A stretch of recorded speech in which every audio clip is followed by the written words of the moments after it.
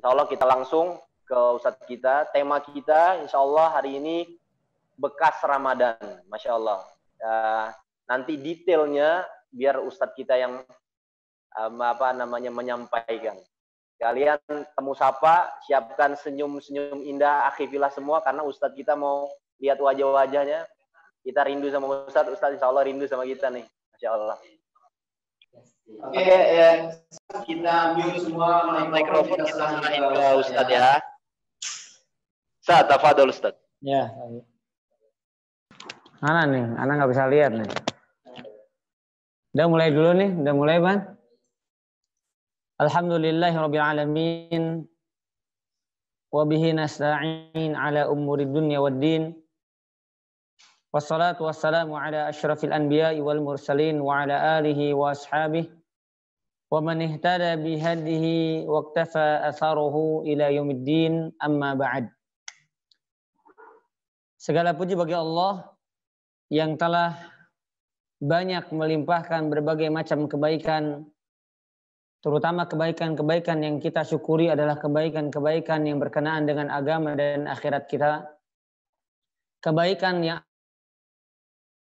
akan menghantarkan kita ke dalam surganya. Dan semoga kebaikan-kebaikan tersebut terus Allah Subhanahu wa ta'ala limpahkan kepada kita.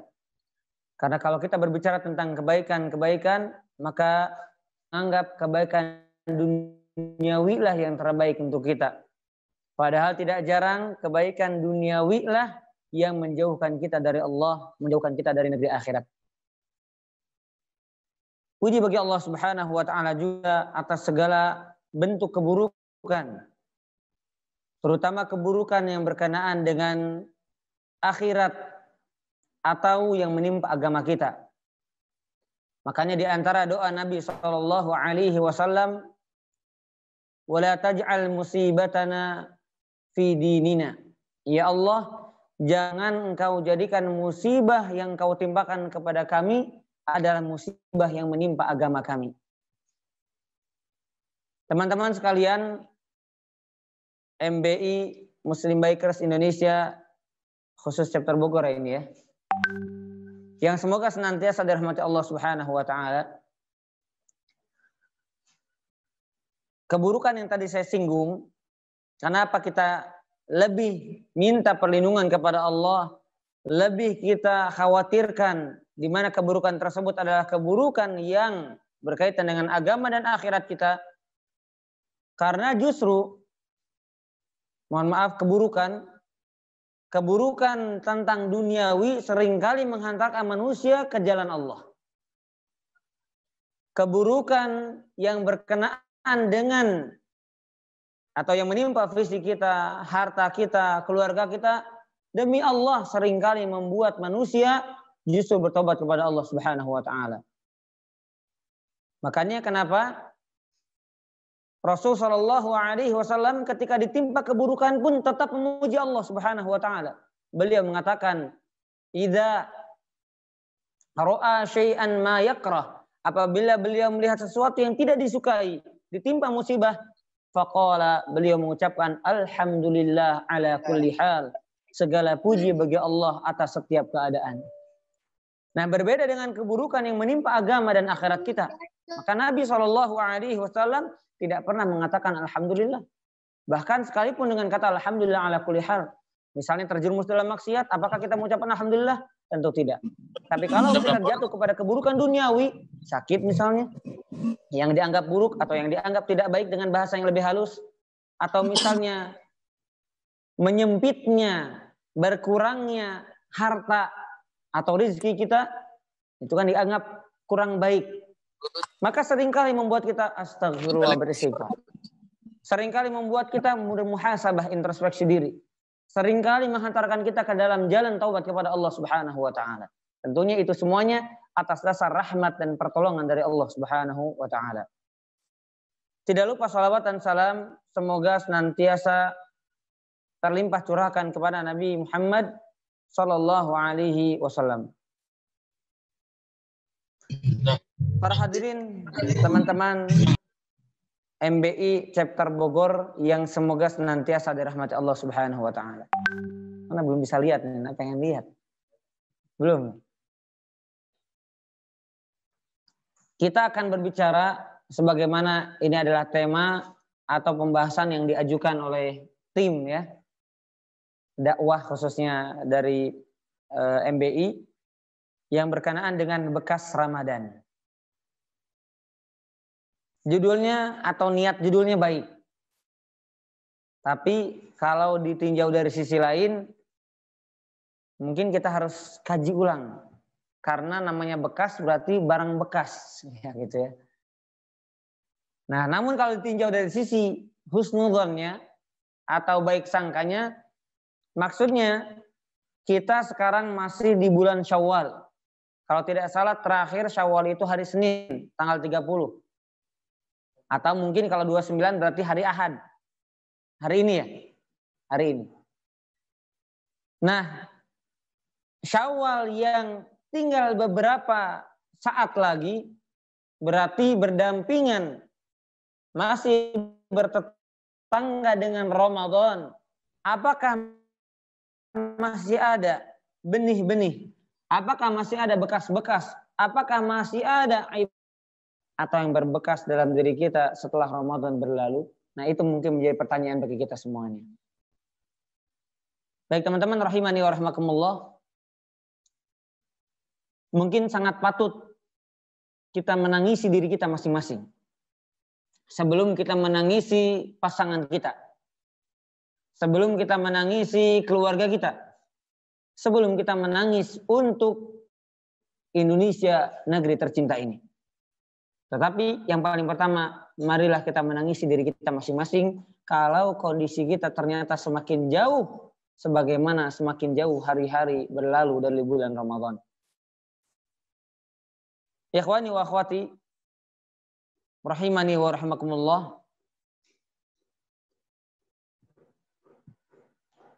Yang paling berat itu bukan menambah, melainkan menjaga.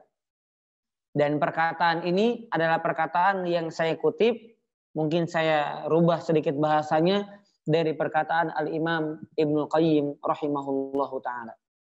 Beliau mengatakan, Asya'nu laisa antazid al-amal.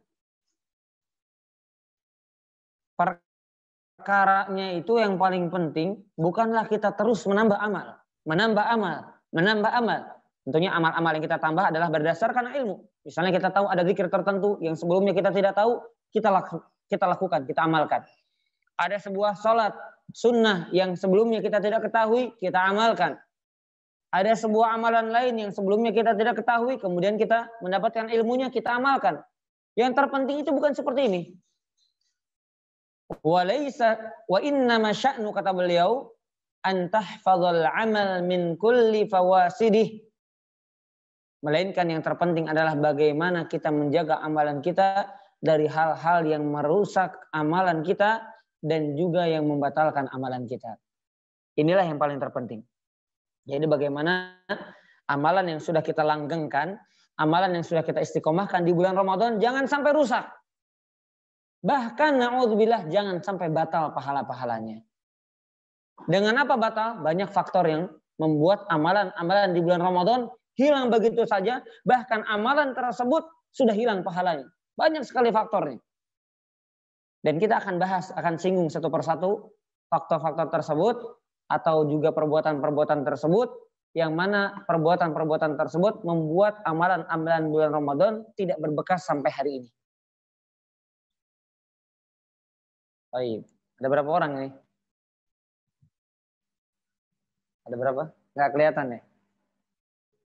Enggak ya. Baik. Ini santai tapi serius ya.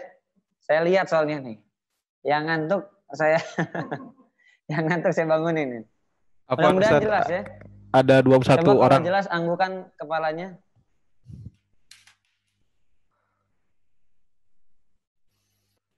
Kalau jelas anggukan kepalanya. Mana nggak ada yang ngangguk ini. Baik, sampai sana jelas nih suaranya kira-kira. Jelas ya? Baik. Teman-teman rahimani wa rahimakumullah, baik yang usianya seusia dengan saya atau lebih junior dari saya dan atau lebih senior dari saya, yang mudah-mudahan tentunya semuanya saya muliakan, semuanya saya hormati. Kenapa demikian? Karena memang semua penuntut ilmu itu dimuliakan oleh Allah. Maka wajib kita memuliakan orang-orang yang menuntut ilmu. Nah, kita semuanya sekarang berada di satu majelis, di satu kesempatan, semuanya statusnya sama. Mau ada yang bos, mau ada yang pengangguran, mau ada yang OB misalnya, semuanya semua sama. Semua kita sama-sama penuntut ilmu. Sebelum saya lanjutkan, karena saya menyinggung tentang bagaimana kita menghormati penuntut ilmu, saya teringat dengan kisah yang sempat viral kemarin di dalam grup para ustadz tentang kisah Syekh Albani rahimahullah ta'ala. Pernah dengar? Baru kemarin-kemarin, Masya Allah itu. Mudah-mudahan ini membuat kita termotivasi agar bagaimana mengamalkan amalan yang beliau lakukan. Beliau punya seorang murid kalau tidak salah dari negeri seberang, bukan satu negeri dengan Syekh Albani. Karena Syekh Albani itu di Albania, di Yordania. Ya, di Yordania. Beliau punya salah seorang murid, ketika waktu kepulangan muridnya, maka Syekh Al-Albani rahimahullah ta'ala menelpon muridnya. Bayangkan seorang ulama, bahkan sebagian ulama sekarang beliau disematkan kepada beliau itu imam, Imam Albani. Jadi bukan lagi syekh, tapi sudah sederajat apa? Imam Al-Albani rahimahullah ta'ala. Beliau menelpon muridnya, wahai akhi, apakah kamu sudah memesan tiketnya? Dia bilang, sudah syekh. Apakah ada yang mengantar dari rumahmu ke bandara? Alhamdulillah sudah syekh. Tolong sampaikan, kalau belum ada maka saya yang mengantar kamu ke bandara. Itu sekelas syekh. Sekelas Imam Al-Albani rahimahullah ta'ala. Kemudian beliau menyebutkan alasannya, wahai syekh, si fulan ini muridnya mengatakan, wahai syekh tidak perlu. Maka Syekh Albani mengatakan, wahai muridku, aku mengantarkanmu karena aku ingin beribadah dengan memuliakan penuntut ilmu. Aku ingin mengamalkan amalan yaitu menghormati penuntut ilmu dengan diantara caranya adalah mengantarkan ke bandara. Kira-kira sekarang aja kalau guru mau pulang dorong-dorongan tuh. Antum aja ngantar gitu ya. Antum aja ngantar. Ini muridnya, Masya Allah. Nah, murid yang diantar oleh seorang syekh besar, guru besar. Nah, khususnya dalam bilang hadis. Baik, jamaah rahimani wa rahimakumullah. Itulah ketawaduan yang muncul pada diri Syekh Al-Albani rahimahullah ta'ala. Baik, kita kembali kepada tema kita, bekas Ramadan. Saya ingin bertanya teman-teman sekalian, dan pertanyaan ini jawab masing-masing. Nggak usah ditulis di kertas kemudian dipajang di kamera masing-masing, jangan ya. Malu. Saya ingin tanya, sesuai dengan tema kita ini. Apa yang masih berbekas sampai detik ini, amalan-amalan, ketaatan-ketaatan, dan ibadah-ibadah Ramadan yang kita perjuangkan. Baik itu tahajud yang sempurna, yaitu 11 rakaat minimal, atau misalnya tilawatul Quran yang dibaca setiap harinya 1 juz, atau setidaknya pokoknya selama sebulan 30 juz. Silahkan, ini jawab masing-masing. Apakah tahajud yang sempurna? Apakah tilawatul Quran yang begitu banyak kita luangkan waktu untuk membacanya? Ataukah sedekah yang mana setiap hari kita berusaha mengeluarkan dari kantong kita masing-masing?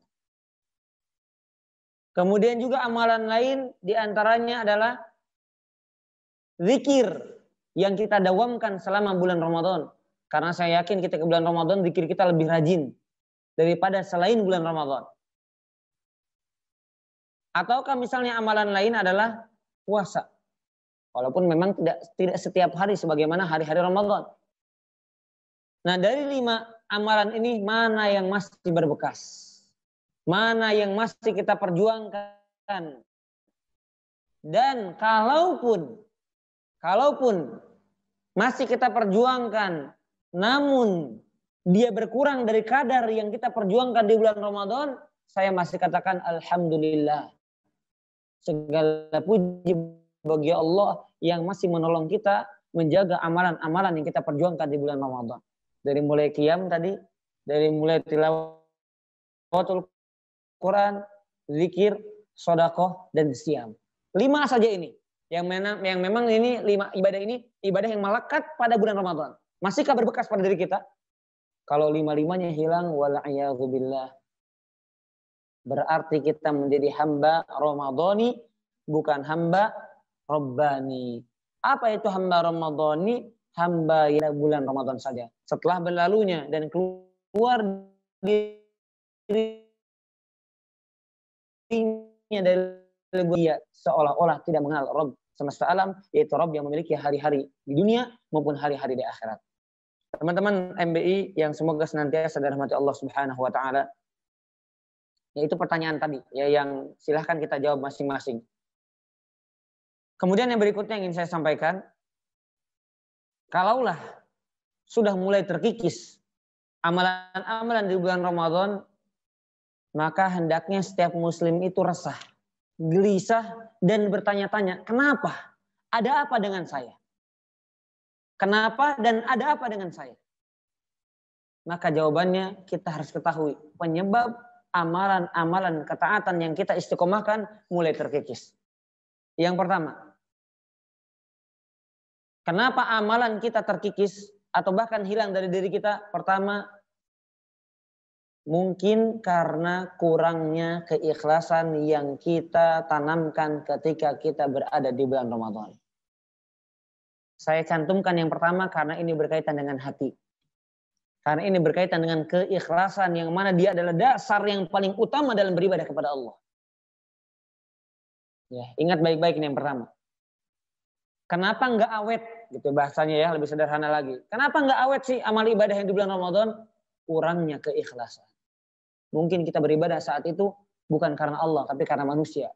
Ingin dipuji, ingin disanjung, ingin dikenang, dan seterusnya. Baik itu sedekah, atau siam, atau qiyam, dan seterusnya.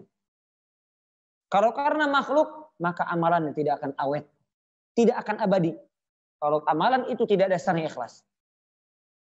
Kita kenal ulama besar, yang mana beliau disebut dengan Imam Daril Hijrah. Imamnya kota Madinah, tempat hijrahnya Nabi SAW. Imam siapa? Imam Malik. Beliau mengarang buku namanya kitab apa? Muwatta. Maka mohon maaf, ulama-ulama lain ya kalau kita katakan nyinyir sih enggak, tapi heran gitu.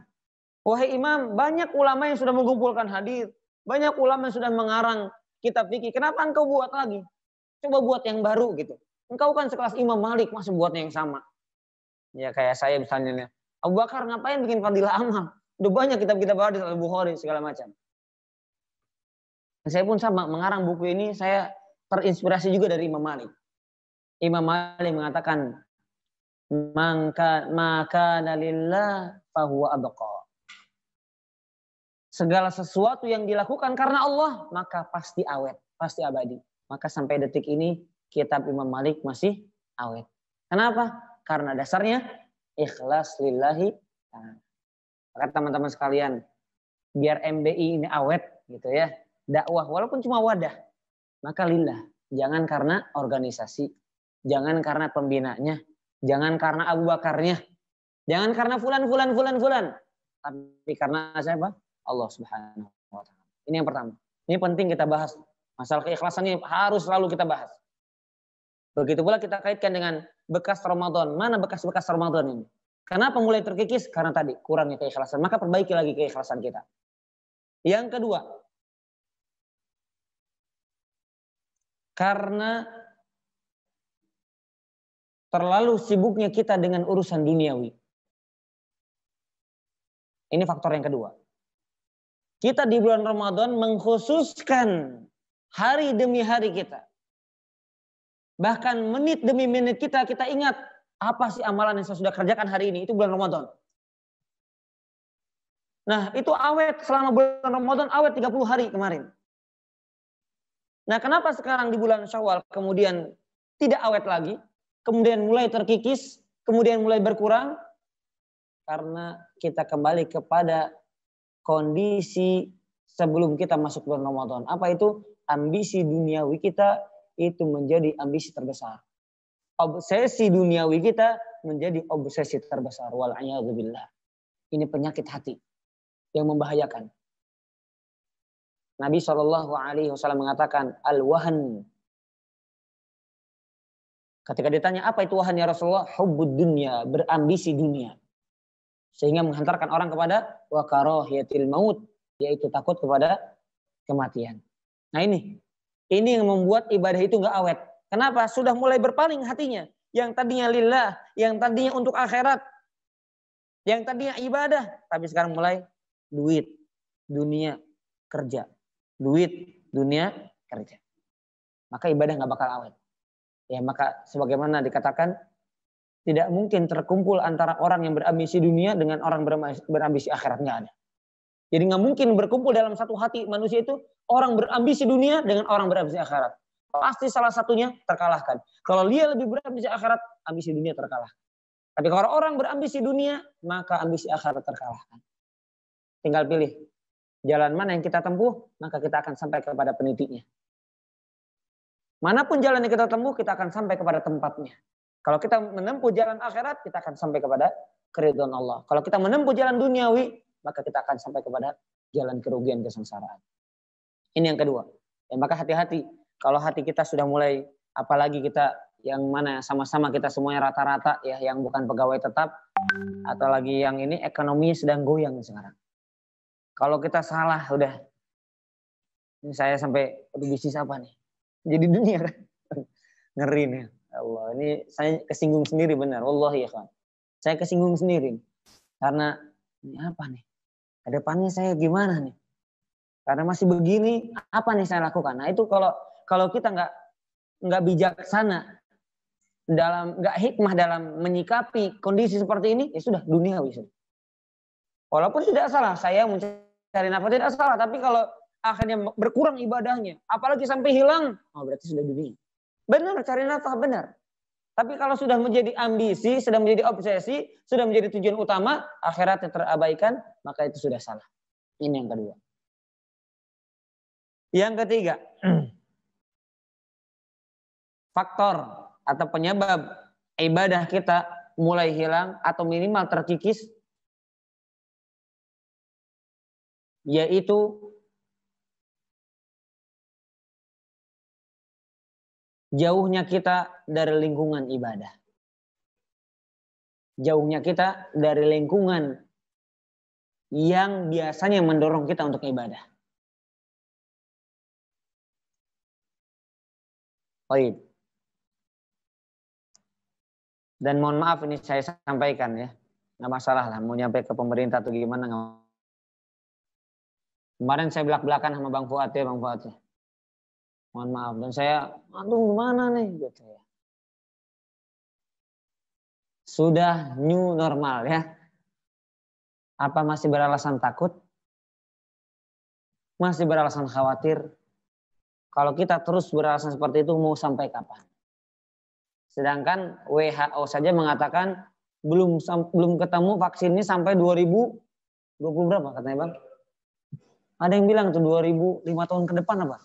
Bahkan saya kemarin ketemu sama ini Rifki yang dia belajar apa namanya, kalau obat itu apa? Farmasi ya. Itu vaksin itu dalam ilmu kedokteran itu kalau ada penyakit baru atau virus baru itu ditemukannya 15 tahun minimal. Mau 15 tahun nggak ke masjid? Ya intinya para ikhwan yang semoga senantiasa dirahmati Allah Subhanahu wa taala, saya mentasjih, mendorong, memotivasi, sudah jangan takut lagi, jangan khawatir lagi, datangi masjid. Baik itu sholat jamaah dan juga sholat Jumat. Adapun yang berpendapat masih khawatir dengan jaga jarak, dengan pakai masker, saya masih memberikan kelapangan lah. Tapi kalau saya pribadi, pendapat saya pribadi, sebagaimana disampaikan Al-Ustadz Yazid hafizahullah taala, ya saya kembali kepada hukum asal. Hukum asal menutup muka atau menutup mulut ketika sholat hukumnya makruh. Kemudian hukum asal dalam sholat jamaah adalah rapat. Maka kembali kepada hukum asal. Dan insya Allah, alhamdulillah di sini sudah 2 bulan nih buka. Sehat semuanya, alhamdulillah. Ratusan masjid yang tidak masuk media, sehat semuanya. Yang masuk media, yang sakitnya aja. Betul nggak? Nah, itu. Ya, ini mohon maaf, kalau saya bukan berarti memaksa. Karena namanya fatwa atau penyampaian nasihat itu bukan memaksa. Antum harus begitu, kalau nggak keluar dari MBI. Enggak ya. Nggak begitu ya. Tapi ya silakan, karena dua-duanya ada pendapat yang kuat. Kembali kepada masing-masing. Ini pendapat yang ingin saya sampaikan, yang saya yakini sampai detik ini. Intinya, datanglah ke masjid. Kemudian yang saya harapkan juga, karena memang lingkungan itu sangat mendukung. Wallahi kita jauh dari masjid itu futur terus. Mengguncang iman kita. Mau ustadznya juga sama. Yang tadinya biasa baca kitab, menyiapin kajian, tutup, bersih itu, lemari itu. Yang ada debu-debu di atasnya tuh, karena nggak pernah diambil.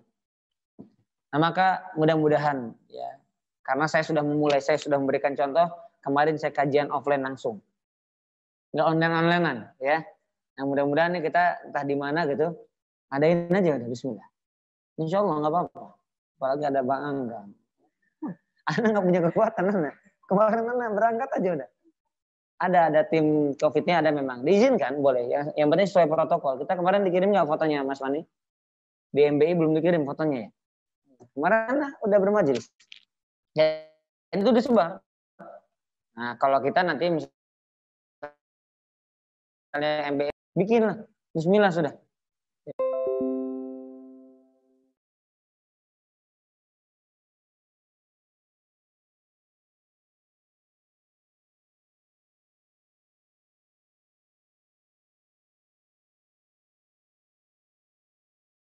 Istri, seorang wanita yang membuat kamu, menolong kamu untuk semakin getol ibadah.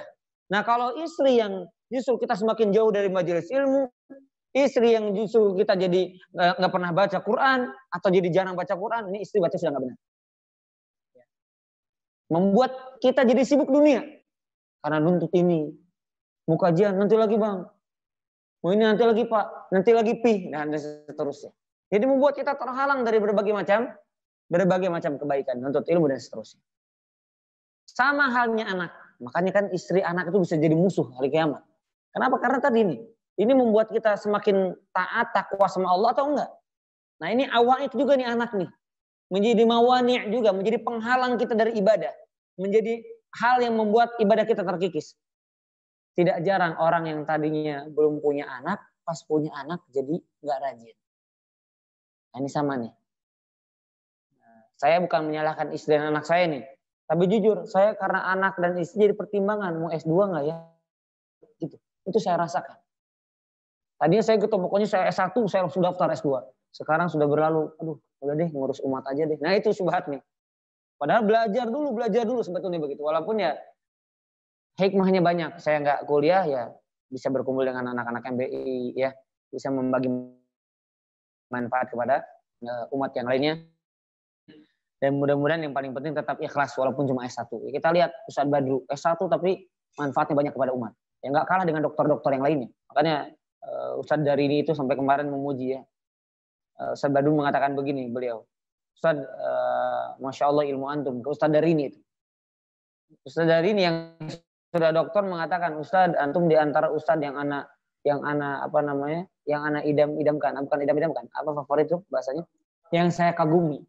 Masya Allah lihat, dokter mengagumi LC doang gitu. Karena antum banyak manfaat kepada umat. Nah itulah ya ketawaduan para asatid, para ulama. Nah intinya memang bukan dilihat dari titelnya, tapi bagaimana kita bermanfaat kepada manusia. Baik, itu di antara mawani atau awaiq yang menghalangi kita atau yang mengurangi ibadah kita di hadapan Allah Subhanahu wa taala. Di antara mawani, di antara penghalang atau pencegah atau pengurang bekas-bekas Ramadan yang mulai berkurang pada diri kita, yang masih poin yang kelima, itu faktor ya teman juga ya. Kalau tadi lingkungan, sekarang teman. Itu sangat berpengaruh besar bagi kita. Nah sekarang kita kan kumpul sama teman kapan? Pada takut, salaman takut. Apalagi batu gua udah langsung was-was. Ya. Baik, jadi ya mudah-mudahan segera berlalu lah, bisa berkumpul lagi tuh ngaruh coba. Insya Allah ya, ngaruh kita duduk di majelis ilmu bareng teman-teman yang sama-sama niatnya dari rumah ngaji. Itu ngaruh. Beda kalau ketika kenapa nih mati? Masih hidup ya. Ya, beda ketika misalnya yuk touring. Walaupun memang kita akan saling menasihati dalam kebaikan. Tapi beda dengan yuk ke majelis ilmu.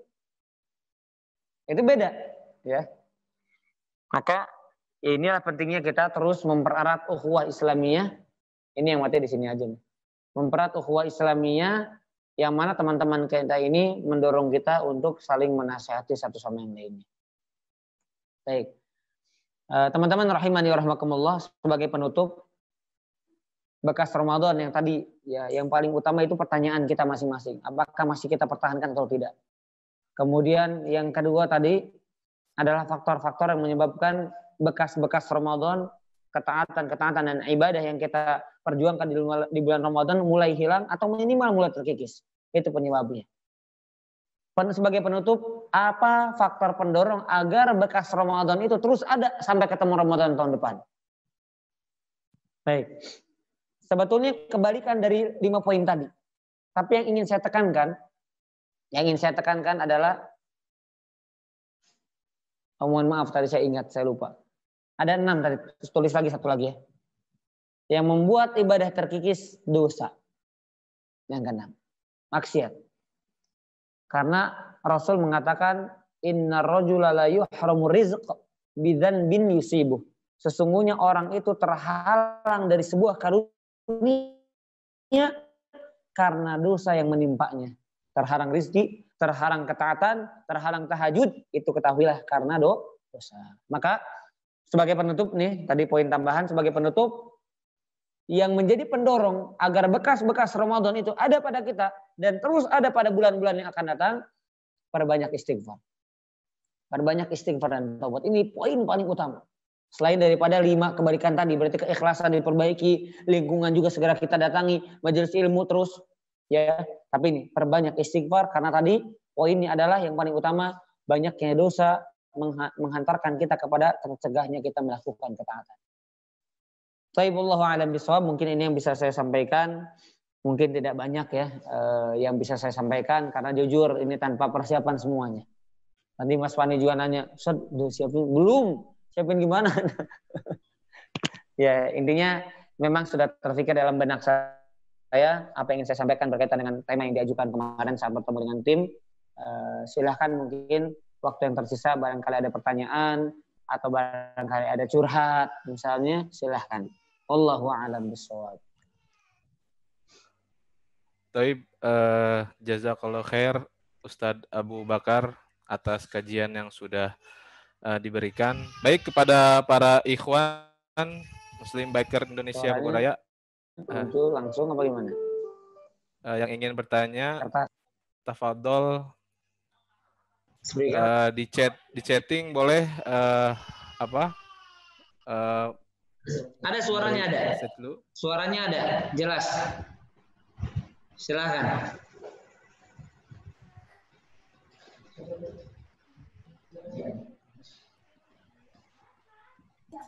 Lanjut Aki Haji, lanjut. Baik, bagi para ikhwan yang ingin bertanya, kami persilakan di chatting, boleh di chatting dulu di kolom chatting untuk bertanya, nanti baru kita persilahkan.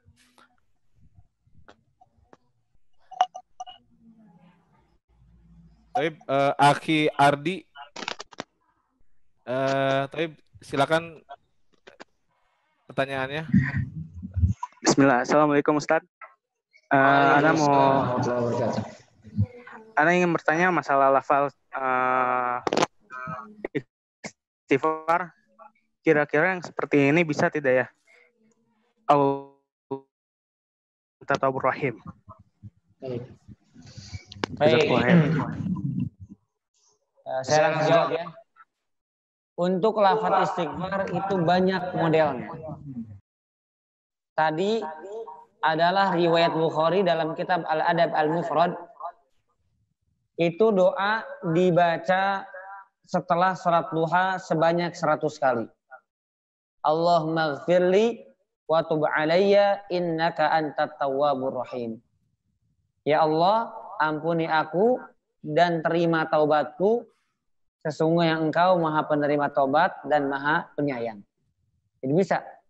Apakah boleh dibaca di luar setelah sholat duha? Boleh, silakan. Karena lafaz istighfar itu umum.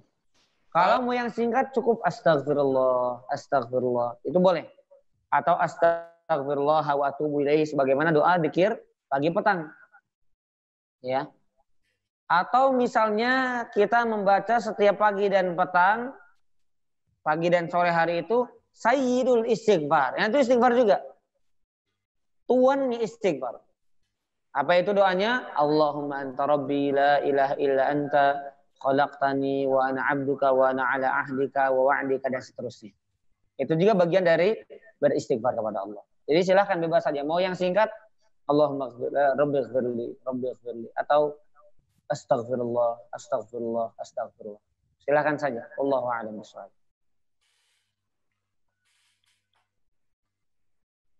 Silakan yang lain. Ada lagi yang lain? Silakan, ada emoticon angkat tangan ya di Zoom itu untuk menandakan yang ingin bertanya. Dipersilakan. Atau lewat chattingan boleh, chat message di Zoom.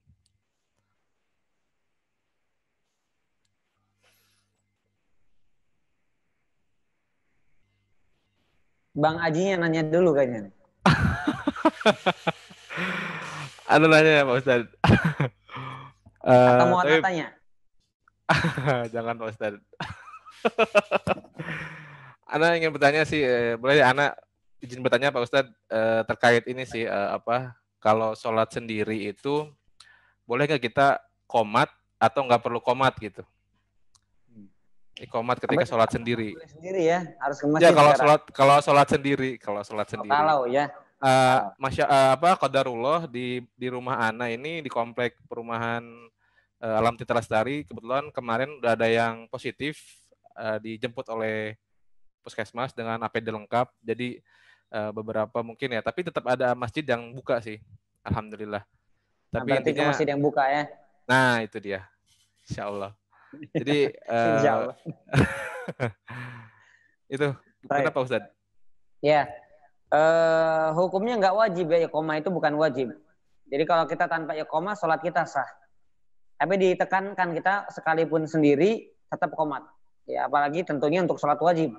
Kita qomat Allahu Akbar karena adzan sudah ada dari luar, maka kita iqomah untuk diri kita sendiri. Ya, Allahu a'lam bishawab. Jadi hukumnya nggak wajib ya Pak Ustadz? Nggak wajib, Allahu a'lam. Mungkin teman-teman ikhwah MBI Bogor Raya Bogor yang ingin tanya, atau boleh Anda tunjuk Pak Ustadz? Silakan tunjuk. Kalau tanya ditunjuk ya. Pak Ketua izin boleh? Ya Pak Abdullah, saya Pak Abdullah ya. Tafadol, alhamdulillah Ustaz. Tafadol lagi. Alhamdulillah.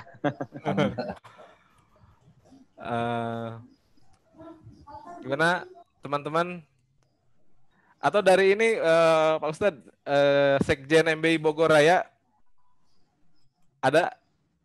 Siapa itu? Kembaran Ustadz. Sekarang sekjennya lagi jadi kameramen dulu.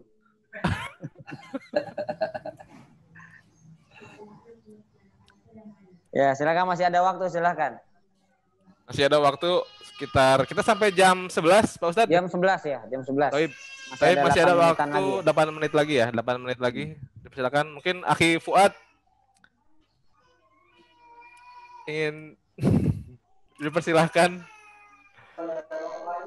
Masya Allah, Ane kemarin udah nanya. Kemarin Ane penuh keraguan-raguan, lalu Ustadz sudah menjawab semua keraguan-raguan terkait sholat tadi, sebagaimana yang Ustadz ingatkan kembali tadi. Masya Allah. Semangat, sholat ke masjid. Baik, mungkin karena nggak ada pertanyaan, 5 waktu terakhir ini saya pengen sampaikan belak-belakan ya. Mohon maaf nih. Siap semuanya ya? Siap Ustaz, siap. Baik, karena memang pertama benar kemarin Bang Fuad menyampaikan kepada saya manhaj salaf itu tidak bersendirian. Itu diantaranya. Manhaj salaf itu kembali kepada ulama-ulama kibar. Itu diantaranya. Manhaj salaf itu tidak gengsi ketika dia salah, ketika dia pahamnya keliru, kemudian merujuk kepada yang benar atau yang lebih kuat. Saya kemarin curhat ke Bang Fuad, saya 1 pekan ikut pendapat jumhur mayoritas ustadz. Seperti Ustadz Firanda, Ustadz Nuzul yang memang di rumah saja.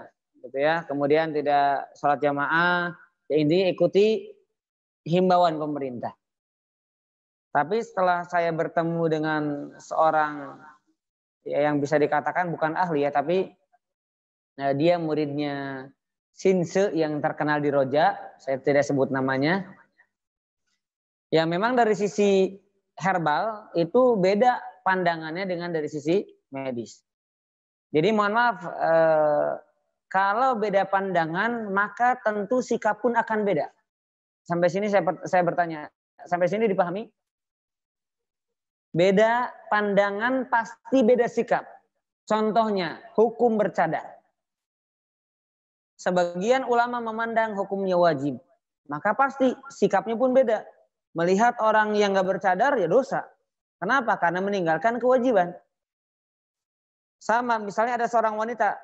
Ini anti ini menganggap cadar wajib atau sunnah. Kata dia, saya menganggapnya wajib. Saya mengambil pendapat yang wajib. Maka dia ketika melepas cadarnya berdosa. Gitu ya. Nah berbeda dengan orang yang menganggap sunnah. Maka dia lepas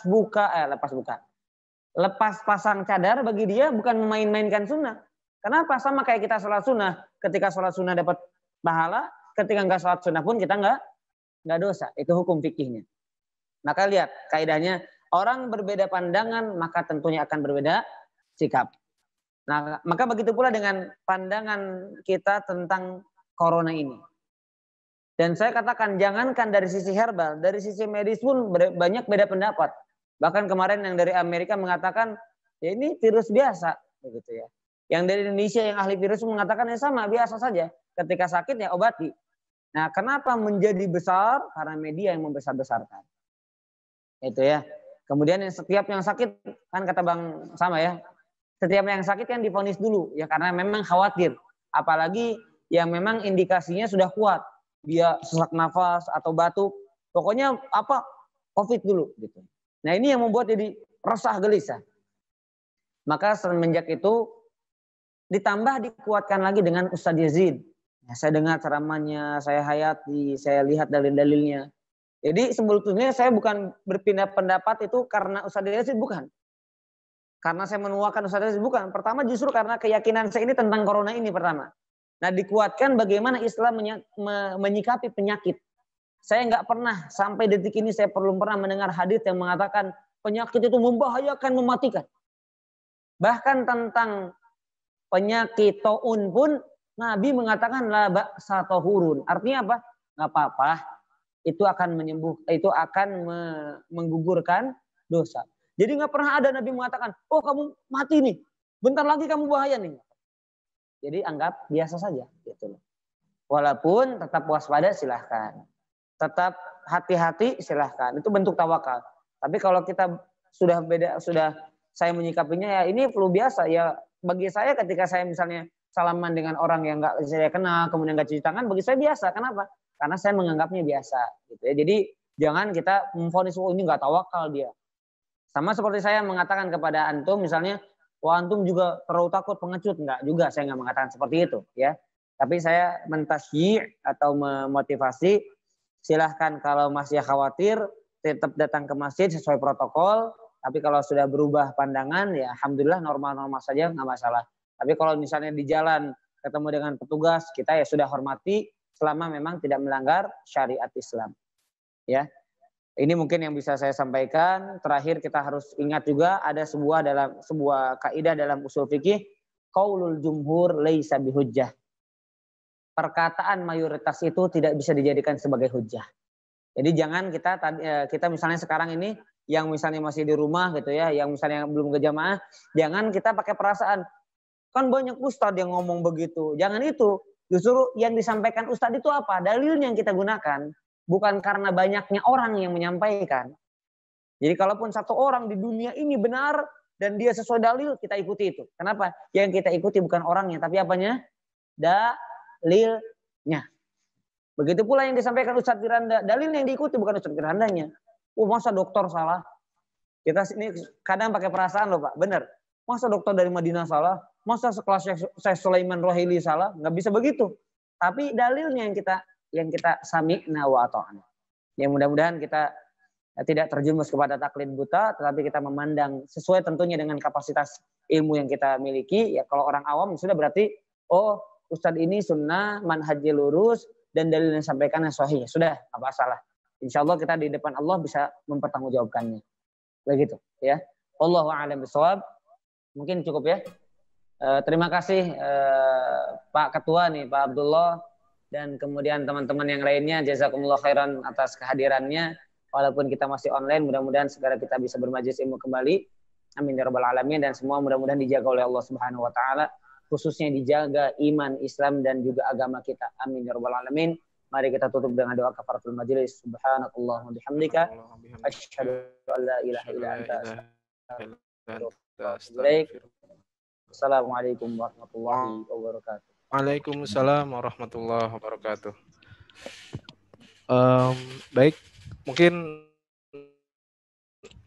kepada Aki Fuad, tafadhol. Ya, ditutup alhamdulillah ya. Kajian.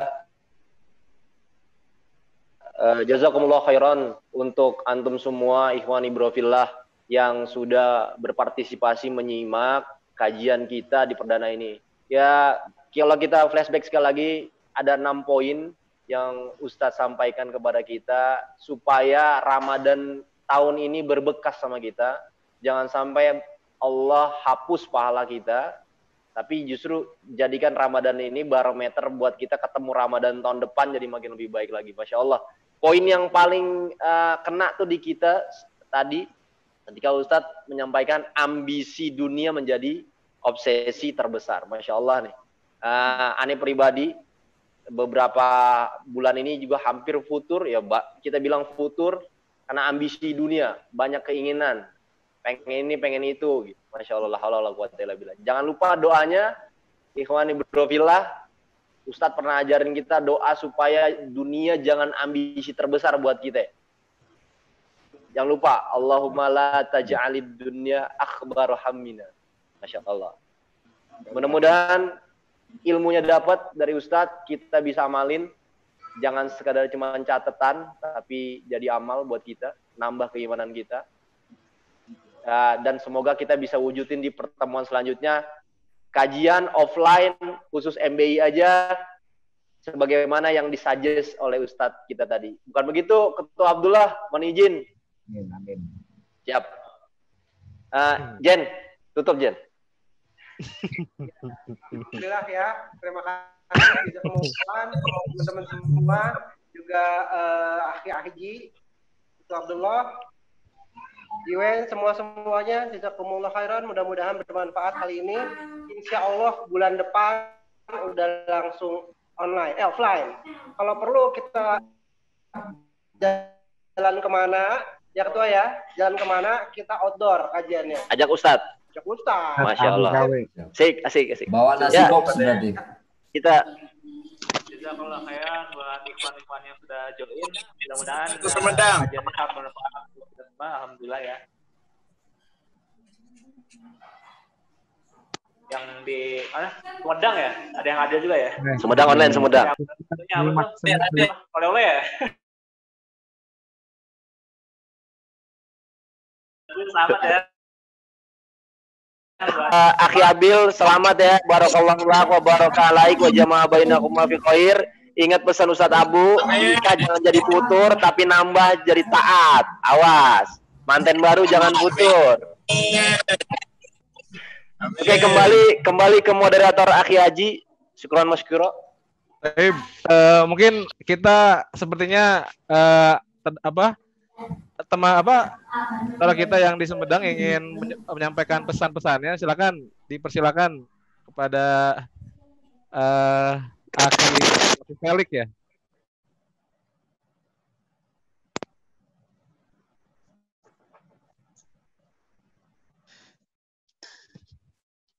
Tafadol, Akhi Felix. Tafadol. Ya, gimana? Gimana, Pak Haji? Gimana? Gimana itu suasana di sana? Kondusif kah? Oh, menceritakan suasana di sini, Masya Allah. Ketemu sama Jen Abil, senang banget di sini. Jen Abilnya mana Jen Abilnya? Dari teman-teman. Jen Abil bisa rombongan. Oh. Ya. Kepisah tadi. Dia kajian juga di bawah kayaknya.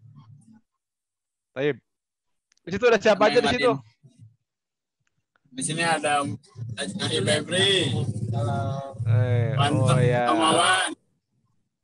Ini di bawah ada Om Andri, ada Erwan, Jose, sama Abil. Berempat. Fi amanillah ya. Hati-hati di jalan. Ya, insya Allah. Ya udah. Baik. Mungkin terima kasih kepada semua ikhwan MBI Bogoraya telah menyempatkan waktunya untuk bergabung kajian di kajian online pertama ya. Baik, mungkin itu dari saya itu saja. Terima kasih atas perhatiannya. Mungkin kita sama-sama membacakan alhamdulillah. Alhamdulillahirabbil alamin. Baik, kita tutup. Terima kasih semuanya. Assalamualaikum warahmatullahi wabarakatuh. Waalaikumsalam warahmatullahi wabarakatuh.